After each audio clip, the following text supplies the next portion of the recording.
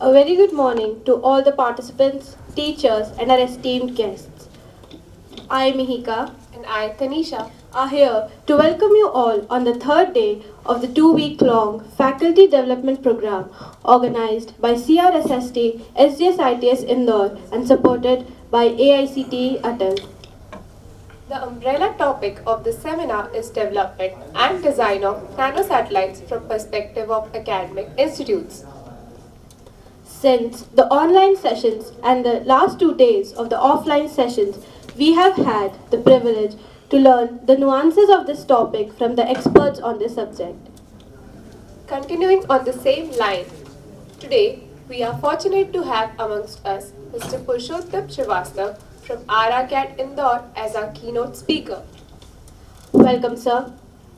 Before we start today's session, I would like to introduce Mr. Purushottam Shrivastava to all of you. Mr. Purushottam Shrivastava started his career at the Space Application Center, ISRO, Ahmedabad. Later, he joined the Center for Advanced Later, he joined the Center for Advanced Technology, Rrcat, to work on the indigenous design and development of high-power microwave systems for electron accelerators. He contributed in the design, finalizing specifications, planning of the RF system layout for the low energy, high intensity proton accelerator project at BAR, Mumbai. He is spearheading the superconducting RF technology development activities under the Indian Institute's Fermilab in collaboration with Fermilab USA as the technical coordinator from RRCAT DAE India.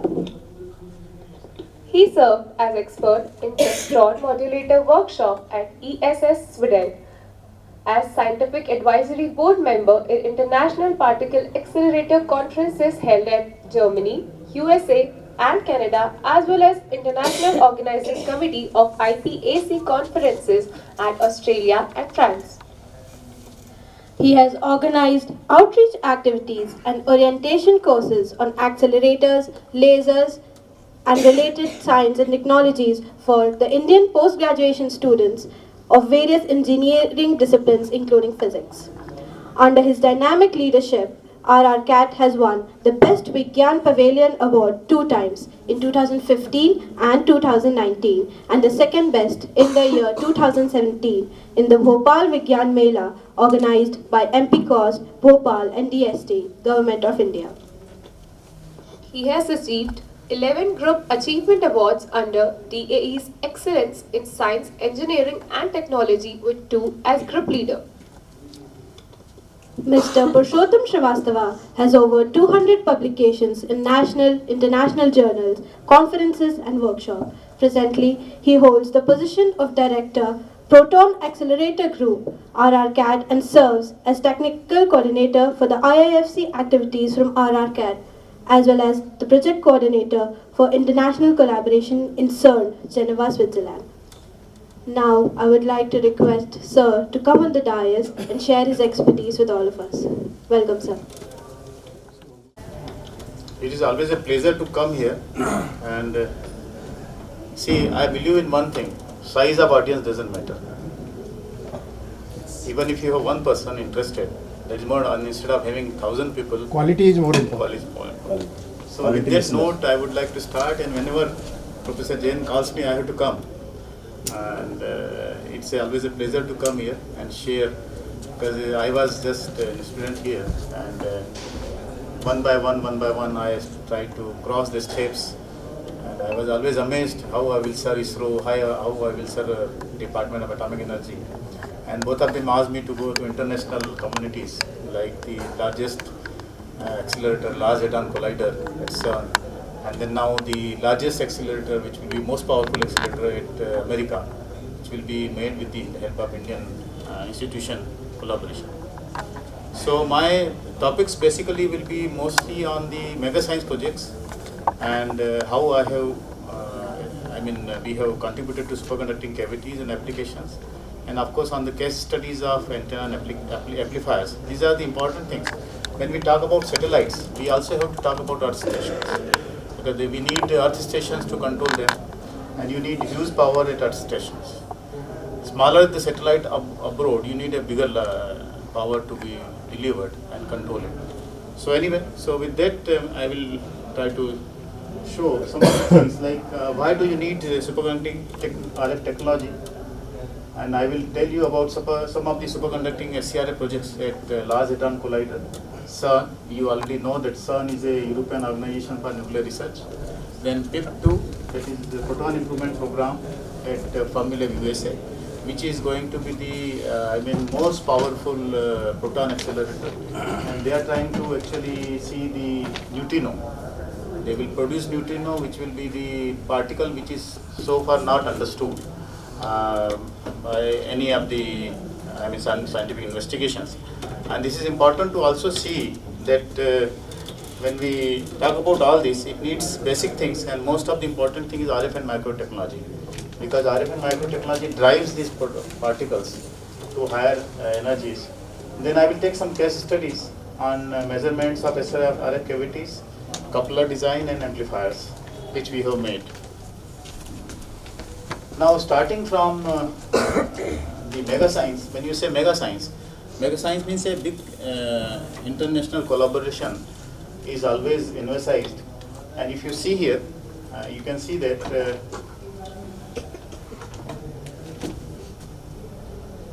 are you able to see my arrow here?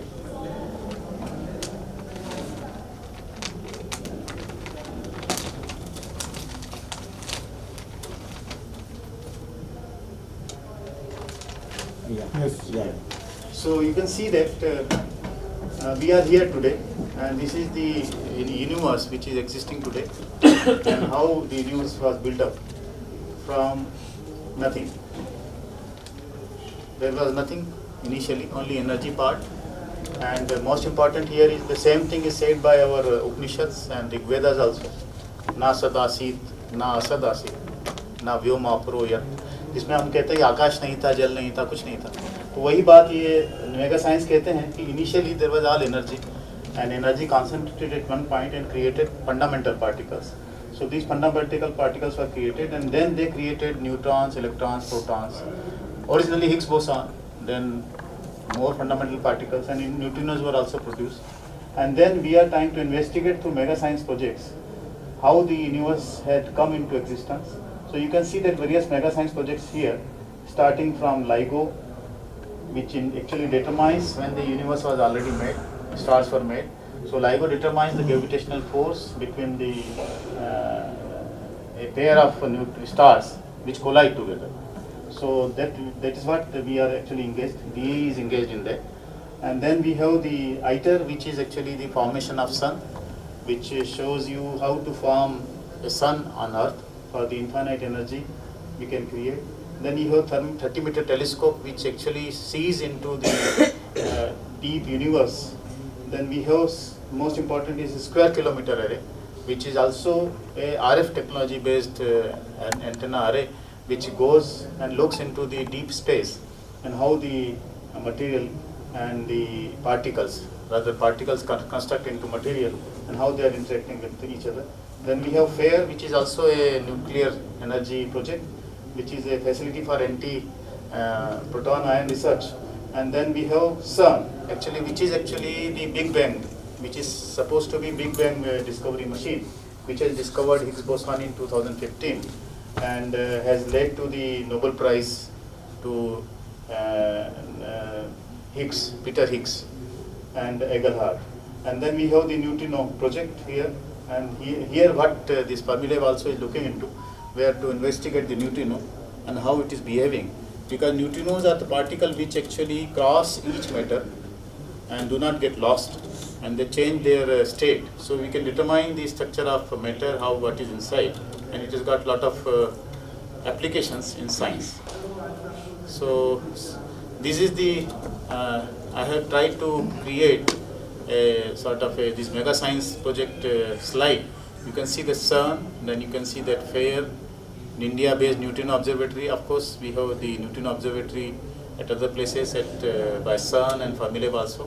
We have the ITER, which is International Thermonuclear Experimental Reactor, which we are deeply involved in. LIGO is a laser interferometric gravitational wave observatory. and then square kilometer array. With the help of the array of antennas, you can look into the deep space, the radio waves coming from them, and then reconstruct. And you can have, actually, they are actually complementary to each other. But LIGO does, same thing can be detected by a square kilometer array, and also by many other means. Then we have the telescope, 30-meter telescope. So these are all cosmological research equipments which need very high technology in each of its application. So this is what you see, the proof of Big Bang. When the Big Bang was created here, then it has left a microwave background, and that is still existing today. It has not died away. So that keeps traveling, because anything which travels in space keeps traveling. There is no attenuation. So similarly, light which comes from the start of Big Bang can still be seen today, and that is what is the observation people are trying to see.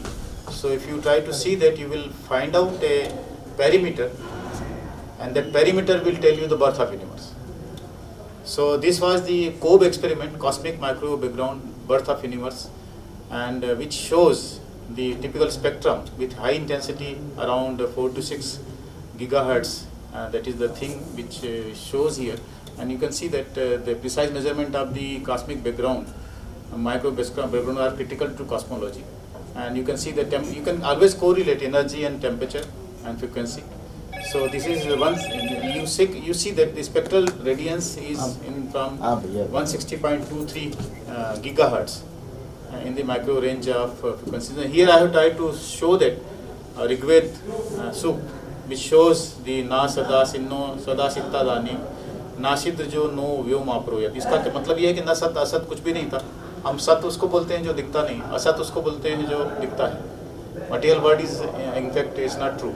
It has emerged from something which is beyond materialistic.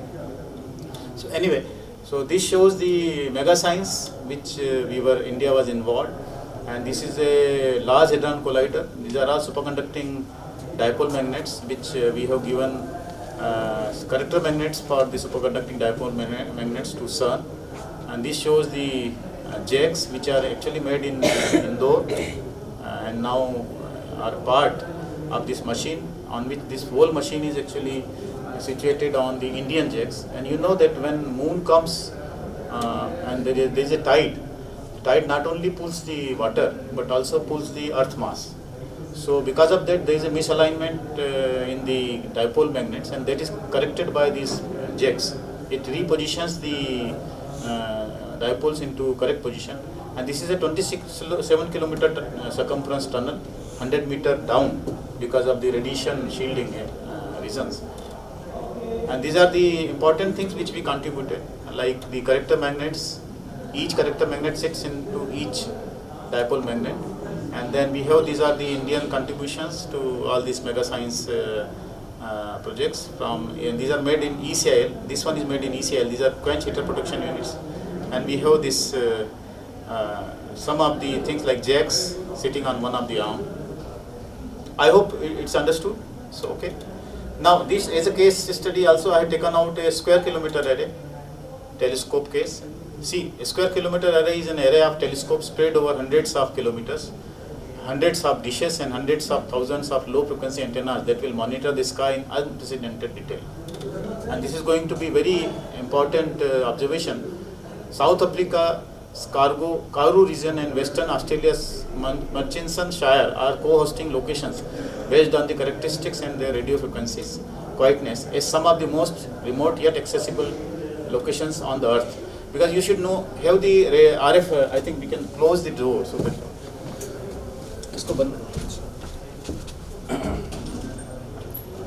So quietness is required, as like inside an anechoic chamber, you have a quietness. Similarly, you should try to have space on earth where you don't have any disturbance, and that's where all these antennas are situated. Indian scientists are involved in many of the square kilometer array science working groups and co-chair in solar physics working group. So anyway, this is a big contribution from India, and you can see all these details on vigyansamagam.in. If you are interested, you can go to vigyansamagam.in and you will get all the details of all the mega science projects which I was telling.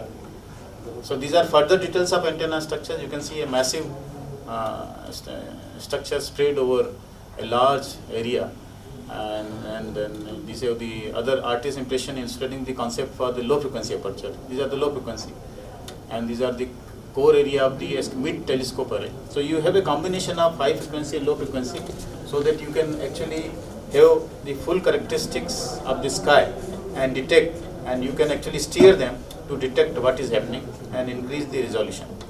So this is important because this is all cosmology related to satellite science and technology, and satellite actually ISRO and DAE were together earlier, and we are together doing many of the projects. I happen to be in many of the committees there, and we also call them. So we try to see, we help in Chandrayaan, we help in Mangalyaan, and even future projects of ISRO. So this I will skip, and I will straightway come to the main topics here. One of the important thing is measurements of cavities and antennas. So this is what I was trying to tell. Another superconducting proton accelerator project which I am a part of collaboration, and this is going to be the most powerful proton accelerator. And you know that protons are actually produced from plasma, and then they are accelerated through smaller accelerators like radio frequency quadrupole, and then we have superconducting accelerator here. The advantage of superconducting accelerator is that you don't have losses in RF. Otherwise, if you have a CW accelerator, 50% of power will go into actually energizing the cavity. But if you have a superconducting structure, then the power, all of the power actually goes into the beam. And this is going to be a very huge power accelerator. And you can see that India is actually contributing to all the parts. And our aim is that we should learn every technology, like start from cryo plant, which is delivered by BRC, our unit at Mumbai. Then single spoke resonators, different type of resonator cavities, and then single spoke resonator type 2. These are delivered by, are being developed by BRC. And then low beta is developed by VECC Calcutta. And what I show here, this one, is the contribution from Rrcat and 650 megahertz, and all these full accelerator will be powered by Indian amplifiers, which will be made in DAE laboratories. So you can see that it is a big contribution, and that makes it very important that when you do this technology, you can have the indigenous आत्मनिर्भर जो आप सुन रहे हैं, make in India आत्मनिर्भर, उसके हिसाब से हम इसको बनाते हैं, और we give this to industry for development further. Now each cavity is actually powered by a coupler. So you have the RF power, it can range from few kilowatts to megawatts. Then you have a transition, and then it goes through a matching joint here, and then RF power is delivered to the cavity. Now cavities are supposed to have very high impedance. So you have to match it to either 50 ohm to coaxial line or 377 ohm of waveguide, which is the impedance. So that is done by the either a loop or an iris sitting here. So this is what we do, and this is the calculations which I can show that the coupler which we use for the testing these cavities, you can determine the quality factor of a coupler, and it is very well known that energy stored in a cavity is omega u by P0, energy leaking out of a coupler per cycle. So you can determine the quality factor and then match Q external approximately Q0, Q external 2. So I will not go into details of that, but it only shows how do we do these measurements, and everything which is actually fundamental to couplers and cavities is important here. So this is a case study where I have shown coupling factor and coupling, where you can see the coupling factor is nothing but the quality factor of the cavity divided by the quality factor of the coupler. So you know the impedance mismatch here is actually adjusted by the coupler, so that's why it is called a coupler. Yeah. So impedance matching is always 50 ohm? No, it depends on the feed point. So if you see that this one is a coaxial line, so this is a 50 ohm. Okay. Then you have to convert it back to waveguide. So yes, if you have a coaxial input here, it is always 50 ohm. And if you don't have a coaxial, if it is iris, then it will be 377 ohm of the waveguide. So with that we proceed further, and this is how we practically determine with respect to length If you can change the length, you can change the quality factor and also its matching. So we have taken the case study of a 5 cavity, 5 cell superconducting cavity. And you can see that this is all, we are simulating it in CST. We have HFSS, CST, console, all these softwares available with us. And a lot of research goes on. And we are almost getting very close results to the practical couplers. What is the material? This material is niobium actually. So superconducting cavities can be made out of copper with niobium coating or a pure niobium. So niobium becomes superconducting at very close to 8 Kelvin, and then we go to even lower, so to get a very high Q of 2 Kelvin. So we operate them at 2.2 Kelvin, in the 2 Kelvin range. And for that you need a very elaborate cryogenics system which we have made at Rrcat.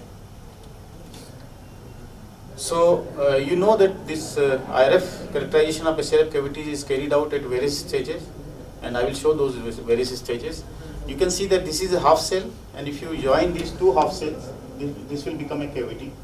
And then we have this, most important is the repeatability in every measurement. So we have this niobium half cell put on a contact point here, and we energize from top and see its frequency. Similarly, the other half cell is done. So these are the measurements, and these are the feed point on VNA. So we determine its frequency of resonance, then create a dumbbell. So dumbbell is a 2 half cell joined together, and then again you have to see the upper half part and lower half part, because the final cavity frequency has to be matched. So this is the way you do the Aicte characterization of dumbbell structures, where you have the antenna from top side and measure its frequency. Then you have invert it, and the antenna from again top side, the lower cell comes on the upper side, and this is the balancing weight. Now we have improved upon this. We have made a system, automatic system. So balancing weight is always important because you should have the repeatability. And what you see here is a innovation by our colleagues. We earlier used to have finger tips, but now we are using a microwave substrate actually, which is a flexible. So this has given us a more repeatable performance, and this is a value addition to these measurements. So we use these various substrates like ceramic filled Teflon fiberglass material with coated from both the sides with copper. And this is how these cavities are made. And then we have formed the single cell here and joined them. And this is forming is done using a press, where you put the sheet here and press it, so it forms a half cell, and then create a single cell cavity. So this is the single cell for testing. Then you create dumbbells 1, 2, 3, 4, 5, 6, 7, 8, and then create end cells. So this forms a superconducting cavities. And I am happy to show that these cavities are now at par with American technology, and they have used these cavities in first ever prototype cryo. So I will try to skip this part. This only shows there is a, when you join the cavities, there is a difference of frequency, and this we match using a tuning machine, a mechanical tuning machine. So what we do, we tune each cavity and bring it up. So what you see here, imperfection here going down, becomes straight within the 2% variation. So when you come to the cryogenic characterization, again it needs a elaborate RF system like you have in a satellite communication. You have to have a generator, then you have to have the various parts like mixer and then the directional couplers. So you have the synthesizer, you couple it, and then have the mixture, then the IQ modulator, and then the frequency counter, because each stage you have to count the frequency and you keep it, because if this cavity Q is very high, even if a 1 Hertz variation will actually offset the cavity, and then you will not be able to measure it. So you have to always keep tracking, and that's why there is always a closed loop which keeps amplifier phase and amplitude constant, and you can have various amplifiers depending on what level of frequency you, what level of measurements you want to do. So initially we do calibration with a 1 watt amplifier and do all this calibration of this complete setup, and then we go for 500 watt. And these are all similar things like you do in a RF system for a nano satellite. And of course, you can say that 10 kg class satellites are 1 to 10 kg are nanosatellites. But I'm trying to just correlate. Okay, this once you learn this RF technology, you can very well apply, and that's what brings me here. So, okay, these are some of the very detailed things which I will not cover. And this is the result which we produce. Like you see these dots. So whatever I have shown, for each point I plot a dot here, and then increase the potential, then increase the potential, and similarly you can see that there is a drop. So superconducting cavity drops its Q as you go in higher acceleration. So this is the almost world-class performance we are getting in our cavities of something like 19 billion volt per meter with a Q quality factor of 10 to the power 10, 4 into 10 to the power 10, which is very high quality factor.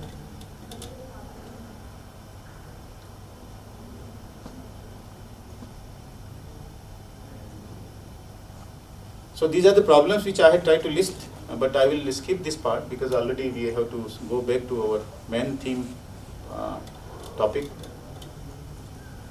So this is the complete setup which we have created at Rrcat, which shows the forming, which I mentioned. From a plate you can form a half cell.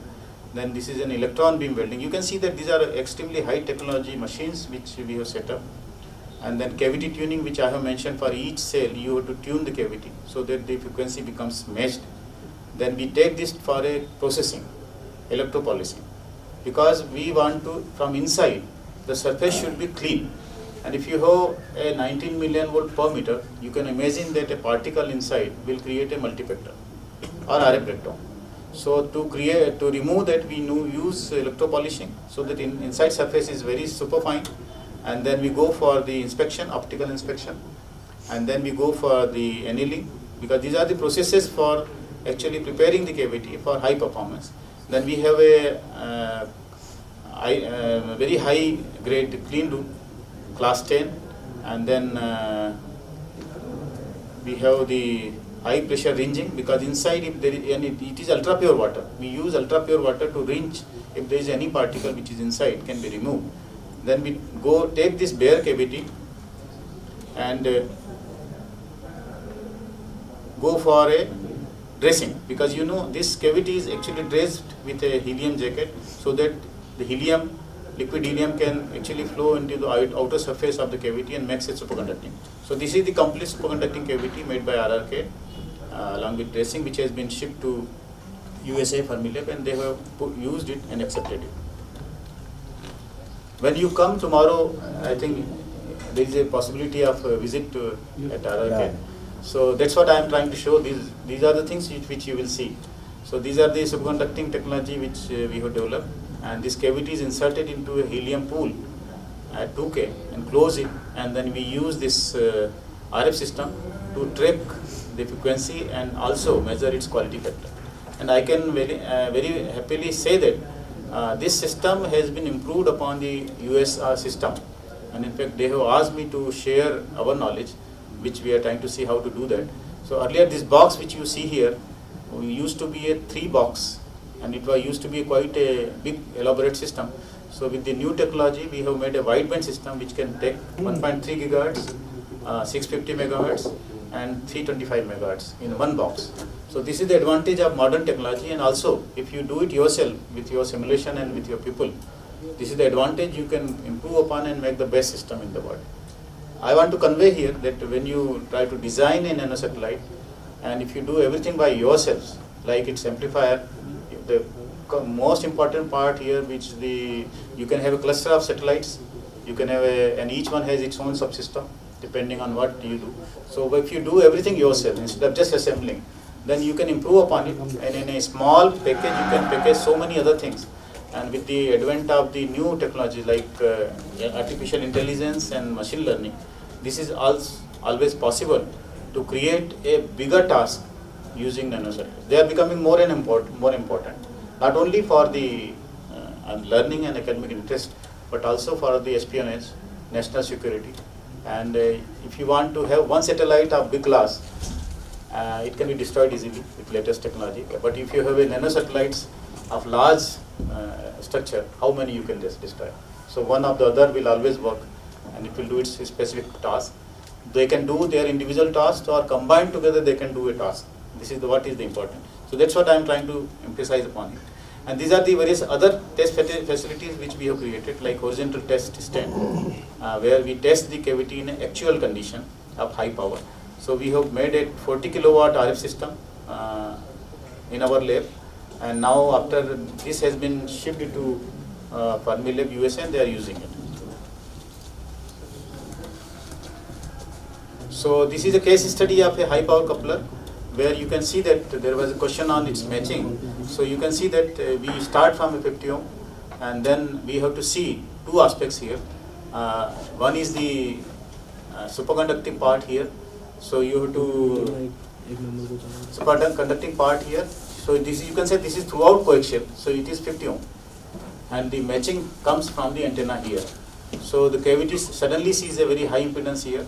So that is matched using a small antenna loop, and then it goes, and you can see that there is a flexible part here, and you have to have a ceramic isolator here, so that this side is vacuum. Cavity operates in vacuum of minus 10 to the minus 8 millibar, which is a very low vacuum. And this is the matching part, and you can always tune it also. You can move this part with the help of coupler. And these are all important when you actually want to go for an antenna, because the satellite also will need reception and transmission. So these are the fundamental technologies are almost same. You have to use a CST or a HFSS, convert impedance measurements into, of course you are transmitting to space, I am transmitting inside a cavity. This is the difference. Otherwise technology always is same. Now coming to a computer aided design, you must have come through all these steps, and that's why I have brought this slide here. For example, I take a case study of maybe a coupler or an amplifier. So you have to first define the component for design. Once you have the specification, then set out the specifications. Once you have the requirements, then set out the specifications. Select from standard models and shapes. You have to take into your graphical user interface. Make the component in the GUI. Check dimensions. This is very important. See, the graphical user interface and your model will be as good as what you learn. If you create a mistake, it will not give you correct design, and then you will unnecessarily blame the computer design, because it is your tool. It's like a artist who is creating a paintbrush picture. Now he cannot blame the brush. He has to be very careful. It depends on his art, and computer design is an art which has to be learned over a period of time, and more and more. And today we are able to almost reproduce the same results from mechanical fabrication. Either you take a mechanical fabrication, put it into cavities, computer-aided design, or take the computer-aided design and convert. If your computer-aided design is perfect, then you will give the same results what you have simulated. And this is what is our experience now. Then you have to define the ports. This is most important. If you are not able to define the ports, then your all subsystems, for example, the transmission system, whatever you use, communication system will not have that part of correct assignment of ports, then it will have problems. Then set up parameters, frequency and step size. Step size is also important. They determine the resolution, and in our case it is a different case for a small closed area, but in your case for the satellite it has to cover a large area and the environment is totally different. Deep space or maybe the atmosphere. Define the output, then solve. Now I have not mentioned here one more iteration. If you solve and find some problem, you may have to go back and redo all these things until you get the correct thing. And there are optimization routines in the computer design. You must have seen. I hope some of you must have tried optimization. So that I had tried the first optimization routine in something like 1987. So I was supposed to be the smarter designer, because earlier in ISRO, people were using the Smith chart designs, and I was fortunate to learn on compact software, and then I created a optimization routine and could give them some concession on the weight. Weight is very important for the satellite communication. So I was given a target 90 gram per amplifier, and total length was given to be something like 77 centimeter. And I could give them much smaller, 80% of the weight and 80% of the size, because of this simulation tool. because they were designing that using the earlier experience on Smith chart and backhand calculations. So then I was called by the then our area director, and he was very happy that, young man, what have you done, whether it will work. So I assured him, yes, it will work. Then he also told me that if it fails, it will fall on your head. This was inside to a story. First Indian national satellite, and I was fortunate to work on that. And fortunately, it had gone, and none of it failed. And I was working on C-band and extended C-band. So instead of C-band, I created using this device, I mean simulations and experience, iterations. Instead of C-band, I created a C and extended C-band, both wideband. So that created a lot of sort of simplification in a smaller size. So I'm trying to emphasize on that when you design any of the subsystem, you have to be cautiously doing it. It will not do anything of its own. You have to put a value addition, you have to learn, adopt, and these are complex things. And that's where what you, as a faculty member or as a sort of a senior student, people try to do and try to incorporate these designs and do more and more iterations and comes. And of course, you can get the results in post-processing, so you can learn all that. And this is what an example, like CST example I have taken. So you can create, I hope this may be very fundamental for you, but this is what staffs found in, and you can create, like you can cut the corners to avoid the extra capacitances and match this. So this is the main arm, and then this is a coupler arm, and you can create, and this is the simulation done on the electromagnetic waves which are going. Now coming to amplifier case study. This is most important because this is used everywhere.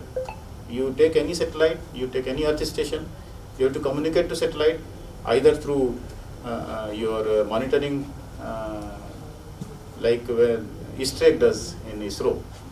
You have to continuously track the satellite and keep communicating. One thing is tracking the satellite, another thing is communications too. Taking satellite is, and then of course maneuvering the satellite. That is also important. So that depends on the type of satellite, its altitude, what is the height it is working, and its type, whether it is a low Earth orbit or it all depends on that. So I will not go into detail of that, but then it becomes important that you create compact systems, lightweight systems, so that it caters to the always you are given a goal of a weight. See, if it is a university-based system, and you can define what it is going to do, whether it will have the knowledge transfer things between universities, or whether it will have some sort of a terrain measurements. So all that goals will be given. Then you will be defined a weight. Okay, I want to make a 10 kg class, 5 kg class, 2 kg class, and then you will definitely will talk to the agencies. So there you have to go back and find out if I want to use the basic thing. So this is what earlier we used to use the Smith chart, but that can also be incorporated into your CST or HFSS model, and then you can always have a perfect match. So you have to always match it so that you have the source match as well as load match. So you have the matching network, maybe just a recapitulation of your knowledge, basic idea of impedance matching. So you have the load, and then you have the characteristic impedance of the line, what we were discussing, like 50 ohm or waveguide, then it is different. If it is free space, this is 377 ohm. So intrinsic impedance of the free space. Then you have always a matching network. This becomes very critical. If you don't do it properly, then you will end up in a bigger matching network. You will have losses, and then bandwidth will be suffered. So bandwidth, then losses, and then your ultimate goal, and how much is the impedance mismatch here. Now most of the devices we are getting today are internally matched. This is the advantage. So they are always having a component inside which is internally matched. So it is brought to a level where you can always easily match it. So you can do all this. For example, Z in is 3.3 minus J 4.6. Then you have to always create some sort of, if it is a stub matching, you have to do stub matching. If you want to do a transformation matching, depends on what bandwidth you need. And in fact, in my first design, I used multi-stub matching. So each stub was F1, F2, F3, F4. And when I combined them, it created a broadband tuning. If you use a single stub, it will be a narrowband tuning. So those are the aspects you have to actually incorporate into your satellite design, particularly subsystem design. Is okay? Am I going too fast, or it's understood? Okay. So these are the basic things, and I am very happy to tell you that using this technology and my experience in broadband, there was a request from Switzerland, CERN, and they wanted to have a new technology on fast switching micro system, and they wanted to create a 500 megahertz amplifier with a peak power of 20 kilowatt. And the most important part was the phase switching, which was required, like pulse width was user settable. You can see that these are the specifications, and we created a 20 kilowatt 499 megahertz SSPA. That time I was leading the division. This was a old story of 2009 to 2014. And that time I was leading the CERN collaboration, CERN Switzerland collaboration. So they requested me whether your industry can do it, because they had actually approached international industries and they were putting a huge cost of development. This is the disadvantage. If you ask them to develop something for you, they will put all the overheads on you. And if it is a actual cost of something is 10 rupees, for example, they will charge you 100 rupees, because they will say, I have to do R&D, I have to put additional manpower, I have to put additional failures on that. So they approached us as a R&D unit, and finally through DAE it came to me in my lab, and we created these solid state amplifiers. We did not have much experience, but this is the way we learn. See, I am not afraid of failures. Suppose you are given a nano satellite, you will say, it's very difficult, how can I create, who will do it, I don't have anything in my university. No, you start with that intention, go to the respective agencies and they will help you. What is most important is your own interest, and if it is not a complete satellite for a university, it may be a subsystem of it. Somebody may create an antenna, some other department may create a sort of a feed network, feed system. If you want electronics, power supplies, these are all subsystems of a satellite, any satellite, whether you call it a nano satellite or a mega satellite, depending on its application. If it is a espionage thing, communication thing, or something for a societal application, yes. So these things are becoming very important. Like for example, if you see this, you can see that type N female, this input and output are 50 ohm. These are all 50 ohm matched. So this is a 50 ohm system, and you can see that very tight pulse variation in amplitude is 0.1 dB, and then pulse to pulse phase variation is less than 1 degree. So these are very stringent requirement. And then we have in pulse phase variation 3 degree. Dimensions were also given to me, so we could put into the dimension. In fact, we could save a lot of space also. So it could have been half the size which you are seeing here.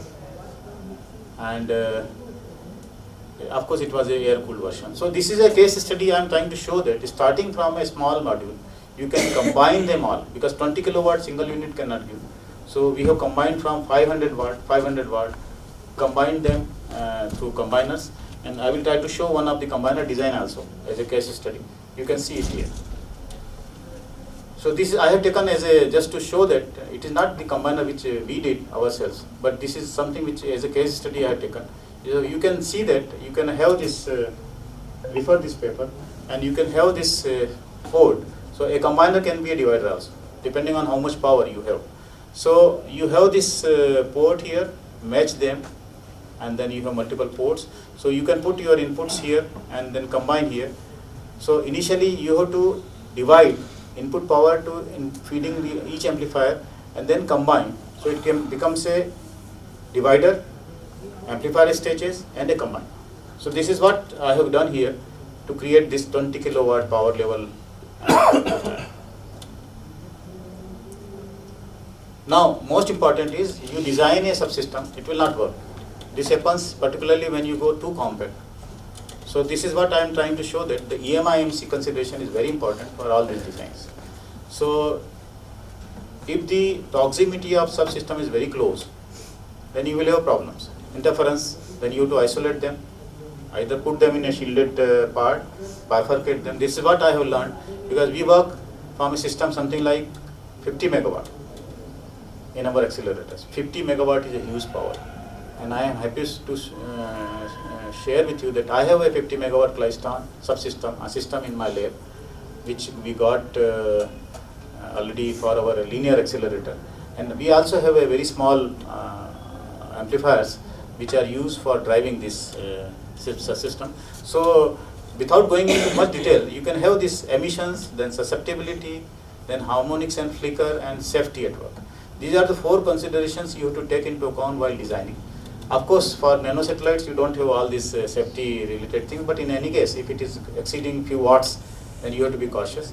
And when you go for safety, you have to also be careful about occupational health hazards, which can be electrical, fire, equipment, or human. So of course, in nanosatellite, you don't have very high power or high voltage, but I have to cater because I work up to 500 kilovolt. So I have to be very cautious, and I work in ionizing radiation also. So all these things come into picture. But in your case, it may not be, but emissions and susceptibilities are important. And for you, susceptibility is more important. If you made a satellite, it doesn't work. And it may happen that somebody is trying to disturb you. There is a nearby radiation system, intentional or unintentional, which is not allowing you to do your task. You know that Navik, this is the ISRO project, which have a conglomeration of satellites, which actually maps the complete Indian terrain, and of course beyond. So that is a very important project. Instead of a single big satellite, small satellites, which will map and have its complete terrain. So that has increased our sort of visibility and how we can detect the Earth terrain, and of course the other applications. So you have to be very careful in considering the system design considerations, which include the EMI/EMC criteria. And I am very happy that you have a consider it right from beginning. You have a anechoic chamber here, which is a brilliant class that the students and faculties are able to see the advanced systems here. And I am actually willing to use this coming here and taking my thing. We are dependent on the other agencies like ECIL, and I go to AC MOU, Army Center for Electromagnetics, which also have a anechoic chamber, and we keep helping them for amplifiers and some of the subsystems. So anyway, we can do pre-compliance, and I will show you how to do pre-compliance. These are practical aspects here. CATMET testing facility कितनी frequency तक है sir? We have up to 18 gigahertz. 18 gigahertz. Yeah. So we have a vector network analyzers, and it depends on what you want to test. Okay. But we have our upper frequency is 1.3 gigahertz, that is 2856. But we have a second harmonic, so we have 6 gigahertz, and beyond that also we have the 4-port network analyzers, vector network analyzers, which are 18 gigahertz. So this is a typical case. I think it may be too fundamental for you already know that, but this is a typical case of susceptibility, EMI coupling routes, which you already know, radiative, it can be inductive or conductive, and these things keep changing their roles. Conductive may become radiative if it's this thing. So you have to take care of all these 3 aspects. You have a source which can be an annoying source, and you have a victim, or you can be a source and another can be a victim. So one satellite definitely will always be a victim because it will have a very low power transmission, and it will always be having a high power reception.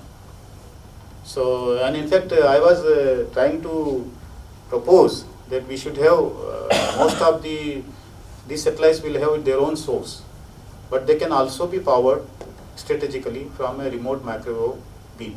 That is always possible. You can always have a rectangle on board the satellite for very strategic applications. So the rectangle will always be powered from a beam from Earth, and satellite life can be increased. So that is a future concept, of course. Right now we have batteries, solar systems, solar panels, so that drives the energy from solar system. But then you have to see that it is not falling into the eclipse region. So those things you have to be very, these are the considerations you have to take into account. Generally, sir, for power supply, what ratings for batteries and these are usually? It all depends on your application. How much voltage level maybe?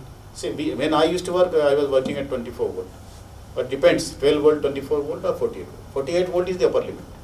But higher you keep, better it is, because then your current is lower. See, this is a very important thing, good question on that.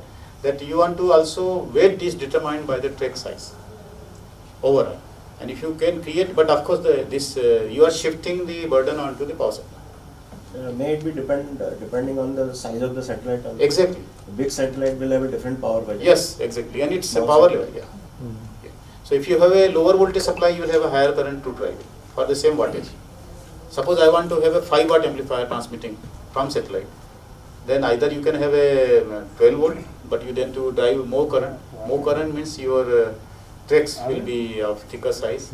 And of course, that is a very small amount of weight which comes. But these are important considerations because then reliability also see. And you can't keep the sizes of the track very thin also. Because I used to have a problem. If you do too many of these iterations, then track will come out. So those important things are very there because 100% reliability on board. You cannot do anything. Once satellite is gone, then you cannot do anything. So it has to be perfectly tested on Earth. And that's what it brings. So those important things are on the coupling issues. And that's what you were asking me about these test facilities. So you can see that these are the one of the test facility which I have created. I don't have an anechoic chamber, but I can do the pre-compliance. And always see if it is going beyond a level, then I will seek the help of Jen Saab, madam, come here, but or ECIL or ACMO. But we have in future planning to actually create a big anechoic chamber, but in a large time scale. So we can we had a module, and this is the vector network analyzer, and you can see that this is a very preliminary pre-compliance test. So you have the antenna set up here, and then you can do this measurements of emission from this, and you can see this on the spectrum analyzer. You can take the pre-compliance bar, and if it is crossing, then it becomes an alert signal. Then I have to take it to the respective agency to qualify it. So whatever I have sent to CERN, I did pre-compliance, and then it was tested at CERN, and it has matched. Because these are for not for the onboard application, these are for the earth stations or for the ground applications. So you can see that 200 megahertz to 1 gigahertz antenna, biconical, we have used. We have it in here, our different type of antennas we have, depending on the frequency. And as per the European standard 55011, we followed in 2009. The limit of radial emission of electric field measurement at a distance of 3 meters is 57 dB microvolt per meter. And measured electric field was much less than that, 21.28 dB microvolt per meter, which is below the limit specified. So it has met the pre-compliance, much smaller. Now again, coming back to the amplifier more detailed, if you feel that I should go into that, I will go. Otherwise, This is last, I mean. Yeah. So let us break for. Okay, fine. Thank you. Meanwhile, if you have any question on this part. Sir, only one question. That Q you are explaining is quality factor or This quality factor. Quality factor. So you can always have unloaded or loaded. When its value you are explaining 10 to the power 9. 10 to the power 10. So we have got world class quality factor in our lab. And that's what is appreciated because this is 650 megahertz technology which we are doing is being done first time. And I was happy to do the world's first cavity with laser welding in Rrcat. We got a patent on that. Now they are after me, why don't you further increase it, Now we are careful here. Because once I have got a technology which is made in India, then I have to protect its intellectual property. So I have to keep the technology within the lab, test it, and unless it is qualified, suppose I open it up.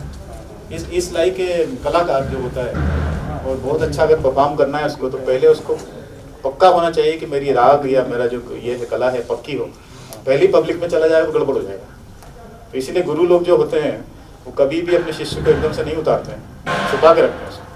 जब उनको लगता है कि ये पक्का हो गया, तो इसी तरह से टेक्नोलॉजी में भी इंटेलेक्चुअल प्रॉपर्टी राइट आता है. और जब हम बिल्कुल हो सकता है कि एक लेवल तक आने के बाद जब आपको पेटेंट अप्लाई करना है तो you don't have to open it up to everybody. You can only open it once you are perfect and then you announce it. So you don't publish anything. So okay, any other question? I hope I am not boring you. Not going into very detailed calculation because that already is known. That is given in the textbooks as well as in your design monologues. Okay, maybe we'll break.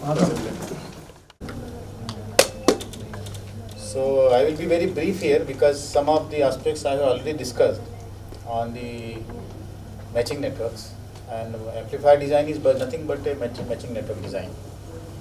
And if you see that you have to set up an objective first, then you create the block diagram, then design considerations, then analysis and design of amplifier, and then RF PCB selection and design, and then results. So these are the steps for any sort of a subsystem which you can call a satellite or an satellite, where you have to take care of each subsystem and go into these steps. So for example, I take a case study of a 200 watt amplifier which I was telling you for the vertical test stand which we have made. And we have set up a output power of 200 watt with a goal of 50 dB gain. Frequency range is 1.3 gigahertz with a plus minus 50 megahertz bandwidth, and pulse repetition rate of 10 hertz and pulse width of 1.8 millisecond, which determines the average power. Of course, I have not shown here the power supply consideration because they are dependent on the device you select. So if device is a 48 volt device, you have to create a 48 volt power supply, or otherwise also you can reduce its operating point and see.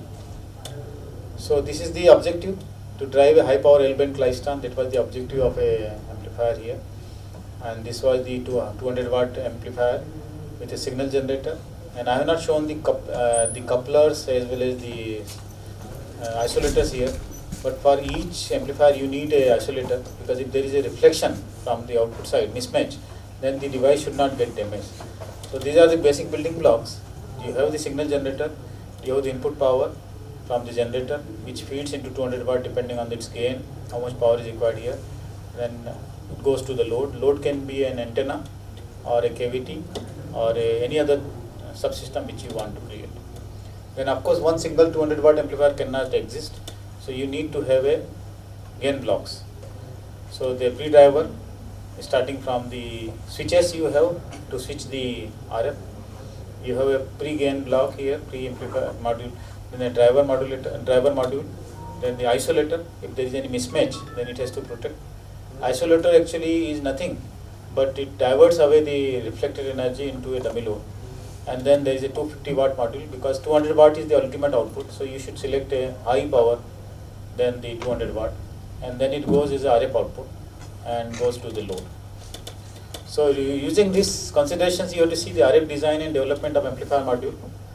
Then you have to design the pre-driver amplifier, then the driver amplifier, 200 watt SSPA, protection and control, then testing and characterization of the amplifier. So these are the stages. You start from elements like solid state power amplifier, impedance matching network, microstrip line, because the matching network becomes a part of the microstrip line only. Smith chart, of course you have to see either you do the calculation manually or go for the simulation tool. And then the criteria to select transistor for amplifiers, then LD-MOS transistor we have selected, power combiner or divider, then RF PCB design and fabrication. This is most important. Either you can choose an RF PCB depending on if you can avoid an RF PCB also. There are possibility and design levels where you can use a simple strip line, or you can use a very systems where you don't use the strip line at all. So then it becomes a lumped element matching. So, but strip line always has the advantage of a repeatability. That is the advantage. So, most striking advantage of amplifiers with solid state construction are we don't have a high voltage, we are having a size reduction, efficiency is higher because the Klystrons and tubes have a low efficiency, 40%. But depending on your design, you can have your amplifiers as high as more than 50% or even 70%, depending on the class of operation. If you have class A, then the efficiency will be lower. Then you go to class B or class C. If you want to reduce the harmony, depends on the application. If you want to use it for communication purpose, you should have a lower distortion and harmonic content. So you go for a proper matching, and then graceful degradation of power. This is the advantage of a solid state amplifier. If a Klystron tube or any tube which you take, it will fail, means it fails. But if you have an amplifier solid state and multiple stages, then instead of 200 watt, it may give 180 watt, 160 watt, 150 watt. Something it will slowly, gracefully degrade. So still it will be working. So if initially you have chosen a higher power, then it will be working for very long. Suppose you wanted to use it for 150 watt and you have a 200 watt amplifier. So 150 watt life will be very high. So you have the amplifier design here, you have the amplifier basic thing, there is the device, you have the input matching network, and of course you have the source here, source match, output matching network for the load match. So these are the fundamental things which you might have already learned and used. So you have to see the input reflection coefficient. So it gives you the input, then output reflection coefficient, then of course transmission S12 and S21. So for complex source impedance ZS and load impedance ZL, matching for maximum power transfer is obtained when ZL is ZS prime, that is the complex conjugate. It is very well known. For the maximum power transfer, you have to create a equivalent of a complex conjugate, where star indicates the complex conjugate. In case of impedance mismatch, the signal is partially reflected back down the line from the load to the source. That is no. You cannot have a perfect 50 ohm. Nobody will give you perfect 50. VSWR will be either 1.1, 1.05. Lower end you go, more difficult it will be. And the bandwidth considerations will also come. You can match it perfect for a small frequency range, but then for a large frequency range, it will always be having a spread of VSWR, voltage standing wave ratio. I hope you understand that. It's a very simple thing. So impedance matching network, as I told you, you can always have a complex conjugate with a Z0, and you can power delivered can be calculated using this equation. Power maximum when ZL is equal to Z0. I have tried to prove it here. If ZL is equal to Z0, then only you will have a maximum power, which is 50%. So in transmission line, the important parameter is reflection coefficient, which is nothing but ZL minus Z0 upon ZL plus Z0. This is also known from the basic text. No reflection when ZL is equal to Z0. You can see that rho is equal to ZL and Z0, then rho becomes 0. So there is no reflection, perfect match, which doesn't exist actually practically. So impedance matching can be achieved using lumped element like inductor or capacitor, as I was telling you, or with their combination. Impedance matching at microfrequency is achieved by means of a distributed component realized from planar transmission line like strip line and microstrip line. Microstrip line, you understand, it is a bare board. From bottom side it is ground, top side is the matching network. Whereas in strip line, you have a different configuration. Mostly we use microstrip line configuration, which I will show you in my subsequent slides. So what is a microstrip line? You already know that complete conductor pattern may be deposited and processed like a PCB on a single dielectric substrate which is supported by a single metal ground plane. The fabrication cost would be substantially lower than strip line, because then it becomes much simpler, coaxial or waveguide circuit. So it is a very practical approach to have the microstrip line configuration. Due to planar nature of microstrip line, both packaged and unpackaged semiconductor chips can be conveniently attached to the microstrip line conductor. This is very well known fact. Easy access to the top surface to mount positive or passive or active discrete devices, and also for making minor adjustments after the circuits. This has been very important, because when I tuned my first amplifier for Inset 2, this had become very important for me, and I did the tweaking and matched it, because that time the software was not perfect, so I had to actually match it slowly to bring my performance. And then once I had done the matching, then I transformed it into a layout, and then subsequently like 18 transponders, there were 18 transponders in Inset 2A, and all the 18 amplifiers were made in Space Application Center, our own fabrication facility, because that time industry was not capable to do it, so we had to do everything ourselves. In most practical applications, the dielectric substrate is electrically very thin. The D, that is the thickness, is very smaller than a wavelength, and so the fields are quasi TEM. So I will show that. It's like that. Microstrip line, you have the ground plane, you have the substrate, and you have the upper line, which is the impedance matching network. It can be a transmission line or it can be a stub. So this is the quasi TEM here. Here it is perfect TEM, and upper side it is quasi, because it is emanating into space, I mean the atmosphere or whatever say. In satellite it will be space only, free space only. So that is also important consideration. And you coming to Smith chart, you know Smith chart is the tool. Either you use it in the computer-aided design or manually. It is a graphical tool to solve transmission line problems. It is a conformal transformation of a reactance chart. It pulls the infinite points of reactance around until they join a common infinity point on the right hand side of the chart. So that I will show. It is very well known, but I am just for a recapitulation I am trying to put it back. All values of resistance and reactance on a Smith chart are normalized. So when you say 50 ohm, it is 1. actually, because divided by 50 ohm. It is up to you which normalized unit you use. So if I normalize it to 50 ohm, everything will be unity. You have to always say that. If it is 0.5 means 25 ohm, something like that. It is used for impedance matching of complex transmission line, as the use of formula for transmission line becomes difficult and inconvenient. So you do the graphical thing. So those transmission line equations are actually transformed into graphics, and then you do the match. So this is what is the Smith chart, and you have this center point is the match, where you have the normalized thing, and if you proceed on the other side, you have a short circuit here, and you have an open circuit, infinite and 0. And as you travel, it is inductive part on the top side, capacitive part on the lower side. Then you have different reactance circles. So you can learn, it is a very fundamental thing. You can either work on the impedance or a admittance. Both the things are possible.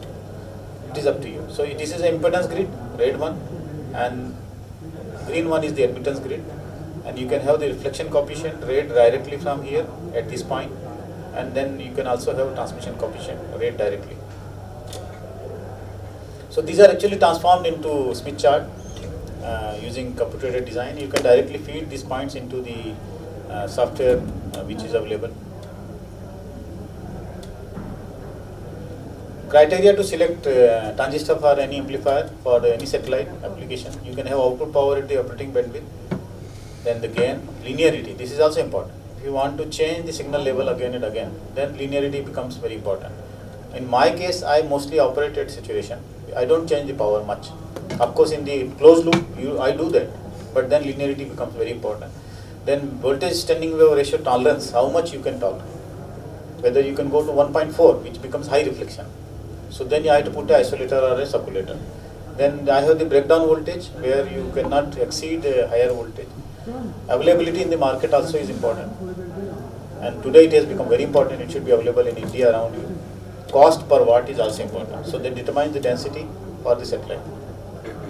I have chosen LDMOS, stands for lateral double diffuse MOSFET, the lateral version of the power MOSFET, which has got a quite rugged device today. Acts as a voltage controlled current source. It has got a better gain, low cost per watt, higher efficiency. So using all these characteristics we have chosen, it improves reliability due to the lower thermal resistance, and high breakdown voltage is 25 to 80 volt. One may say it is not a voltage at all, but breakdown means it is for the device. So it is 75 volt to 80 volt is the upper limit. So you will very well can work at 40 volt, 45 volt, 48 volt rather. Now coming to power combiner and divider. Yeah. So actually in amplifier, these devices works in the active region. Yeah. So is there any specific advantage if the thermal resistance is low? Definitely. Because ultimately you are creating the drop there. Yeah.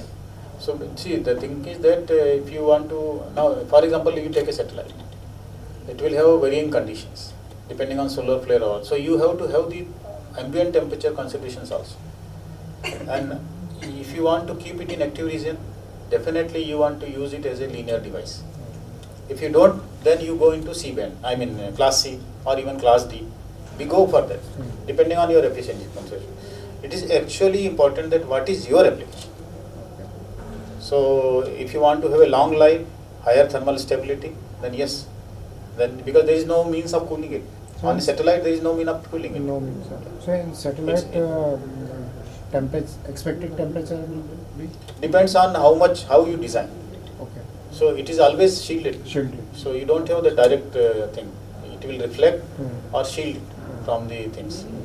And there is a provision for heat dissipation also. There is a provision means you have to throw it to this space only. Space only. Space is the perfect sink. Mm-hmm. So it is mostly radio to cooling only. It's a relative only. So you have to create a balance, and that's why we have all these climatic chambers where you can put up your satellite or the subsystem and see its performance. You have anechoic chamber like for radiation. You similarly have a thermovac chamber. We can actually is a space simulator.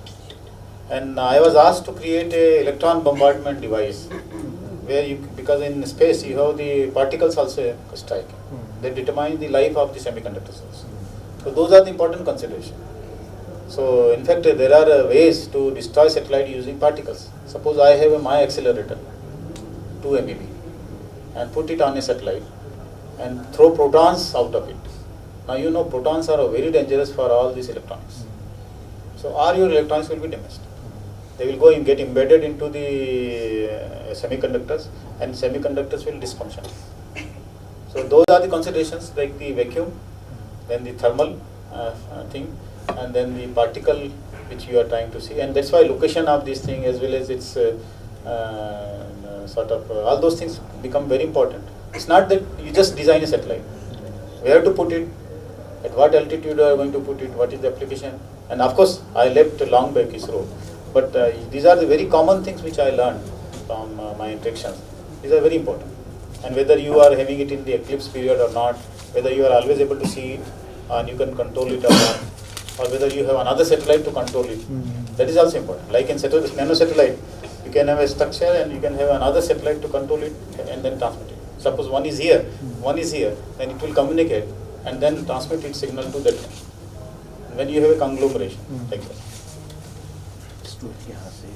So hybrid coupler, which we have used for transistor, is a dual transistor consisting of two identical transistors in a single casing, and for combining we use a push-pull topology, combining like hybrid or Wilkinson. I hope some of you might have gone through the amplifier design or not. No. So accordingly I will dilute it. So then of course you basic thing is that if you have a two module, then it is a push-pull, fundamental push-pull module. Advantage of hybrid over push-pull: good isolation between the two halves of the device. This improves amplifier stability in the bandwidth of the coupler. And good input and output in external match, since the reflected power is absorbed by the 50 ohm load in the decoupled coupler port. So this is the advantage of a push-pull of hybrid over push-pull. So coming back to this, I have already shown you in my initial slide how to do a matching network. You have the load, you have the source, and you have to match them both at 50 ohm. So you have to create a matching network which transforms the load impedance into 50 ohm. 50 ohm is nothing but the center. So you have to always take traversal, whether inductive, capacitive or only resistive. There is possibility of having only resistive matching also is possible. Or you can have a single lambda by 4 transformer also, which is nothing but under root Z1, Z2. So that also will match, but its bandwidth will be limited and range will be limited. The simplest form of a matching network is a quarter wave transformer. And and you can also have a multiple quarter wave transformers to have a broadband matching also. That is also possible. So fundamentally you should remember that you have to always match this. So design the stuff, design the transmission line and come back to 50 ohm, which will give you the exact design of matching network. And this is what I have made one complete amplifier using driver amplifier. Like you have the device here, you have the input matching network with bias, and biasing I have not shown, but biasing is very important. Simulator AWR? Yeah. Yes. So you can use this simulation tool and put that into the complete practical amplifier and assemble, see its performance. And you are able to see something here. Anyway, this is this simulation circuit model, and this is the its result of the amplifier. So input impedance matching transformed into Smith chart is like this. So you have this, then you can transform all this into these impedances into actual width and length. So this becomes a practical sort of a circuit here. Transform into the actual microstrip line width and length. So microstrip line impedance matching network for one device BLF 6G113L250B. Similarly, you go for the output matching. You put all that into your simulation tool. It can be of so many, companies are supplying this, or you can have your own also. It's a difficult task, but of course then you can create the microstrip output matching network for the same transistor, and once you've done both of them, then you go for the complete matching. So this becomes a 200 watt amplifier stage, having input matching network using the simulation tool, output matching network, and combined. So what you will get, Now biasing. Biasing is actually an important aspect depending on whether you want to keep it in active region or whether you want to, and mostly on the class of operation. Biasing is done for the class of operation. Class A, Class AB, Class B, Class C or higher. It depends on your requirement of efficiency. Hello, Moto. RF PCB selection will determine what PCB you want to see. So that will actually come from these dimensional things. Once you have selected the correct PCB, then these dimensions will be determined from that PCB. This is very important. What is the dielectric constant? What is the thickness of copper? That will determine your impedance match, and accordingly you can determine.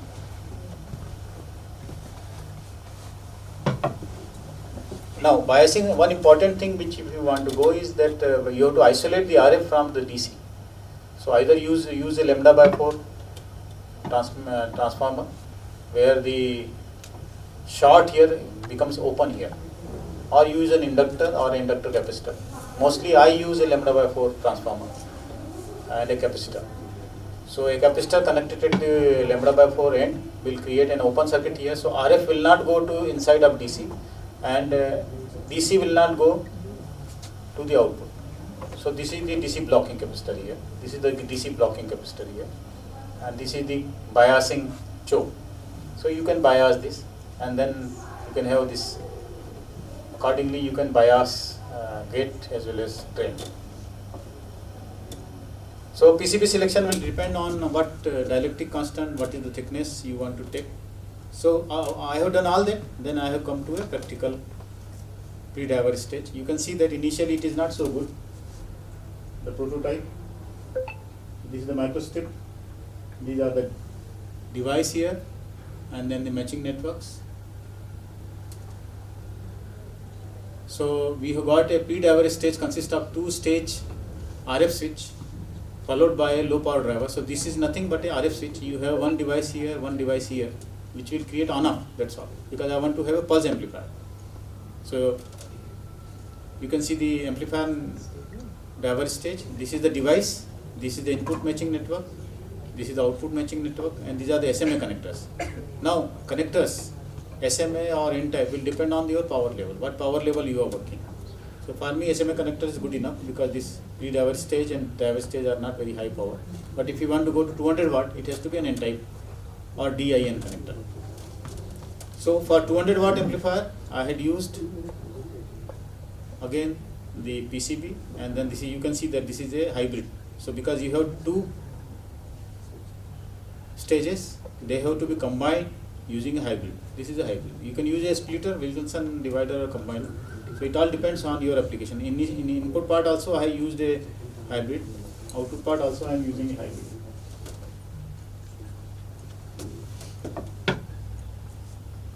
So quadrature hybrid coupler has the advantage that it is a simple construction. So we have used CST Micro Studio, and then this is the response.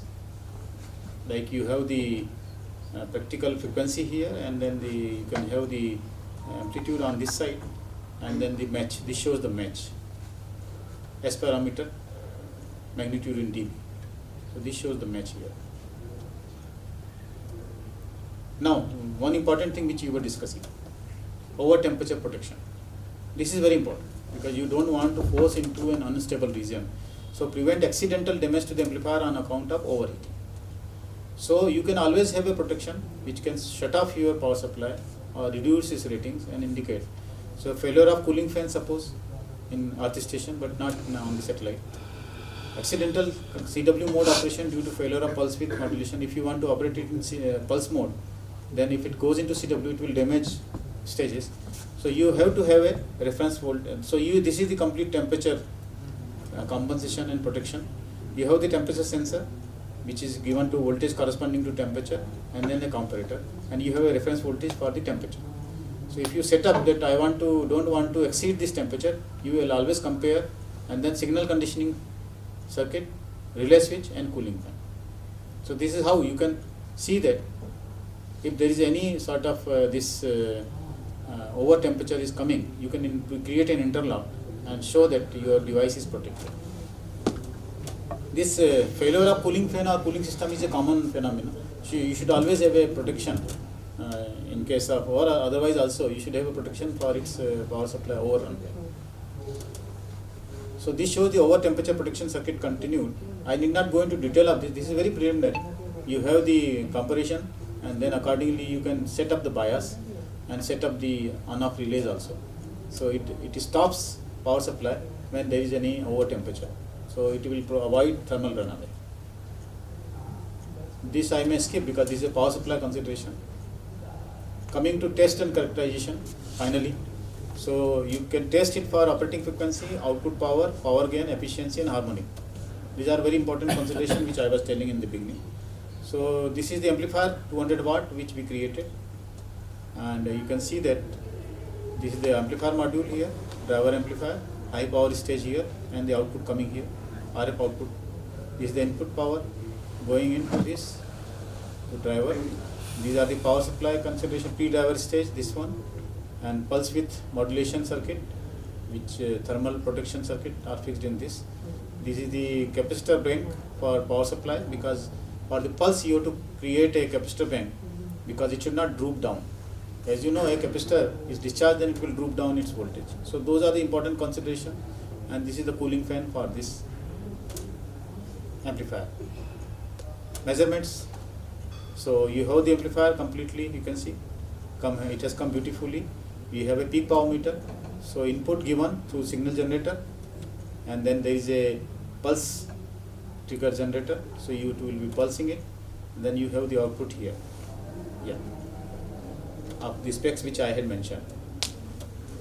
Harmonics content also can be measured on a spectrum analyzer. So you couple it output through a coupler to the spectrum analyzer, and you see the harmonic content and define. So this is the final output from the driver. You can see that pulse width 1.8 millisecond, 10 hertz, and input power minus 27 dBm. dBm is nothing but a unit, either you say in milliwatts or dBm. Anything referred to milliwatt becomes a dBm. So if I say 27 means a ratio of your power to the milliwatt becomes the dBm. Diode detector output of high power stages. So this, you can see that this droop is coming, because if you want to reduce this droop, you have to increase the capacitors. So for me it is okay. Pulse droop was 0.78 dB, which is sufficiently good for me. Finally, testing its response over a frequency, output power in dBm, and then frequency. So this is the operating zone here. Then gain curve. So you have the input RF level, output RF level. It should not be saturating. So as you increase power, it will increase the output. Similarly, output power, you have the frequency response here, output power, frequency, and gain curve is pretty good. Initially increasing and then saturation. So if you want to operate in active region or in the region where linearity is required, you have to operate at this zone. If you want to operate for maximum efficiency, you operate in the saturation for maximum power. So it depends on your requirement. So you can set up accordingly the input drive and control it. So if you want to control it in active region, I mean in the linear region, then you should have a gain control device where it will always have input in the range where it can have a linear. You can see that this is linear and it is a non-linear here. Incremental output as respect to input is non-linear. So we have measured this efficiency of pre-driver 63%, drivers 48%, and final one is 50%. This is good enough. So using that module, we created a 10 kilowatt amplifier. So I will skip this part and just will show you how we created it. Now heat load calculations were very important, because now I am going into a 10 kilowatt power amplifier. So device selection was important. Then we have this architecture, like how many modules you are combining, architecture again, and this is the final version. So we have various amplifiers made, 1.3 gigahertz. You can see that this was a 200 watt amplifier in a single box. You can see all this combining, and then there are stages here. And this shows the 325 megahertz and 650 megahertz amplifiers. And this shows the peak output on a peak power meter. How much time I have? 5 more minutes? Yes. Okay. Yeah. So this is another example of a 1 kilowatt S-band amplifier to drive a klystron. And you can see that this is a strip line, Wilkinson divider. This is the hybrid divider and combiner. And this is the marvelous example of a 10 kilowatt. And the story is that one of the American company could not develop 10 kilowatt amplifier for us. So we had to do it ourselves, and we had done it, and now right now it is being used in our infrared 3 electron laser, which is a very strategic project. So with that I end my talk here. We had made 250 watt, 500 watt and 10 kilowatt systems using the device considerations. And this what I have brought for you, a 40 megawatt, 50 megawatt klystron based. 50 megawatt is a huge power. So 50 megawatt, I just turning from solid state to tube, and everything made here in Rrcat. This is the power supplies we have made. This is the tube, klystron tube, and this is the output goes into a load. And this shows 50 megawatt of output power in a short pulse duration of 4 microseconds, which is good enough for our linear accelerator. And another picture I would like to show, this I have shown, like how LDMOS looks like. This is the LDMOS. Then we created a 20 kilowatt amplifier, and this is my photograph at CERN, Switzerland. My colleague Stephen Dober, who was the user. So we started with a smaller 5 kilowatt module. We did the testing, and he was very happy to see its performance. Then we go for 20 kilowatt module and created these modules. And finally, this was what I have shown in the beginning: 20 kilowatt wideband solid state amplifier for compact linear collider, which is a future project of CERN. And it will actually collide electron to electron. Right now we are colliding proton to proton in Large Hadron Collider. You said that these are the particles, but proton is itself is constituted of quarks, and we are going beyond and beyond. Because what is beyond? What made actually the fundamental thing? And I don't know where we are going to reach. Because in Indian mythology we speak about a thinking particle. There is soul, which is the West world doesn't know or believe. Because if there was no matter, it was all energy, then where these thoughts have come from? So maybe in future India will lead a program to quest the ultimate force behind constructing the universe. And in fact, we don't have to do that machine. We already know that in our Vedas. So I always try to correlate these things and try to find out, because the first concept of जो पहला विचार जो था कि संसार कैसे बना, वो भारतीयों ने दिया. भारतीयों ने बताया जीरो, भारतीयों ने दशमलव बताया, नंबर सिस्टम हमने बताया, और आइंस्टाइन ने खुद बोला था कि we are thankful to Indians who taught us counting. जब जीरो दिया मेरे भारत ने दुनिया को, तब मतलब ये सब तो आपको याद ही होगा. ये तो हम धरती से चांद का तो हम अभी तो युग सहस्त्र योजन पर भानु बोलते हैं, जिसका कि मतलब है कि हमको मालूम था कि distance between earth and sun is this much. Yojana is a unit, yojana is a unit. और हमारे इसमें क्षण और ये टाइम की यूनिट भी बहुत थी. और मैं एक चीज़ और शेयर करना चाहता हूँ, coming diverse thing from this, why I am trying to correlate, कि हमको पता था कि धरती जो है सूर्य के आसपास चक्कर लगाती है, जबकि 400 साल 500 साल पहले भी लोग कहते थे नहीं, सारी दुनिया जो है धरती का चक्कर लगाती है. हमको मालूम था कि धरती चक्कर लगाती है.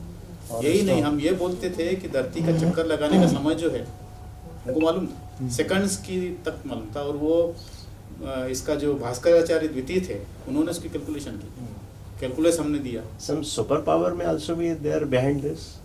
Which? Our 1,000 year back, our rishis and all. Definitely.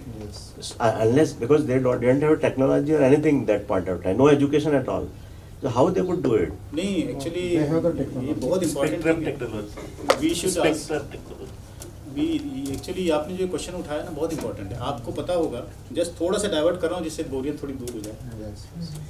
कि मोस्ट इम्पॉर्टेंट जो चीज़ है कि हमारे यहाँ सांख्य और ये जो शास्त्र हैं दर्शन उसमें 10 पदार्थ के बारे में बताया गया है। अभी हम क्या बोलते हैं 5 पदार्थ हैं, पूरा विज्ञान जो कहता है 5 पदार्थ वो भी जानते हैं, अर्थ, फायर, वाटर। हमने कहा नहीं ये 5 नहीं, इसके बियॉन्ड भी है। और ये जो दिया था वो कनाड ने ये दिया था कि मन आत्मा, ये तो अभी खोजा ही नहीं है, तो हमको खोजना है। हम तो इतनी दूर दूर कैमरा लगा के बैठे हैं, हम स्क्वायर किलोमीटर रह रहे हैं। ऋषियों ने कैमरा कहाँ लगाया था? अंदर लगा दिया।